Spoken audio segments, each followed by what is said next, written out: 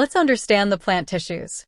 Plants are built from specialized tissues, groups of cells working together to grow, transport, support, and protect. This presentation explores the main tissue types studied in Class 9, why they matter, and how their structure links to function.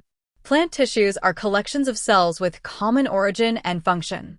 They are broadly organized into meristematic tissues, active growth zones, and permanent tissues, cells that have matured and perform specialized roles.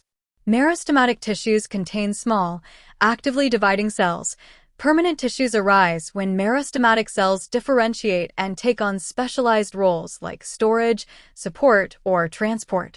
Types includes apical meristematic found at tips of roots and shoots, primary growth that is length, and lateral meristematic vascular cambium and cork cambium, secondary growth that is thickness. Permanent tissues are either simple, one cell type, or complex, multiple cell types working together. Simple tissues include parenchyma, collenchyma, and sclerenchyma. Complex tissues include xylem and phloem for transport. Simple permanent tissues uniform cell type, roles, storage, support, packing.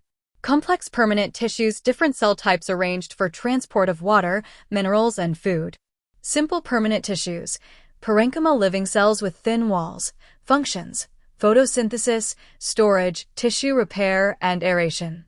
Collenchyma elongated living cells with unevenly thickened walls, flexible support in young stems and leaves. Sclerenchyma dead at maturity with thick lignified walls, provides rigid support and protection. Fibers, scleriates. Complex permanent tissues xylem conducts water and dissolved minerals from roots to shoots, composed of vessels, tracheids, xylem fibers, and xylem parenchyma. Phloem transports organic food from leaves to other parts, composed of sieve tubes, companion cells, phloem fibers, and phloem parenchyma.